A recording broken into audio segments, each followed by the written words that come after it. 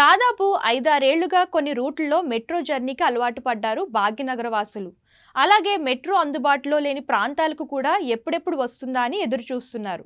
భాగ్యనగరం వాసులకు new year కానుకగా శుభవార్త అందించారు తెలంగాణ సీఎం రేవంత్ రెడ్డి. నిత్యం రాకపోకలు సాగిస్తూ బస్సు ప్రయాణాలు తప్ప మరో మార్గం లేని 2 రూట్లకు మెట్రో రైలు అందుబాటులోకి రానుంది.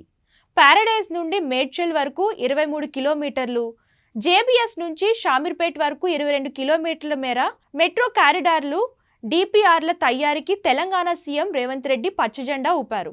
డిపిఆర్లను సాధ్యమైనంత త్వరగా సిద్ధం చేయాలని Hyderabad metro rail limited MD NVS రెడ్డికి ఆదేశాలు జారీ చేశారు. డిపిఆర్ను సిద్ధం చేసిన మెట్రో రైల్ ఫేజ్ 2లో భాగంగా కేంద్ర ప్రభుత్వం అనుమతికి పంపించాలన్నారు. పారడైజ్ మెట్రో స్టేషన్ నుండి Tadbund, Bowenpally, Suchitra circle, Kompally, Gundla Pochampally, Kandlakoya, ORR exit మీదుగా మేడ్చల్ వరకు దాదాపు 23 కిలోమీటర్ల కారిడార్ ఉండనుంది.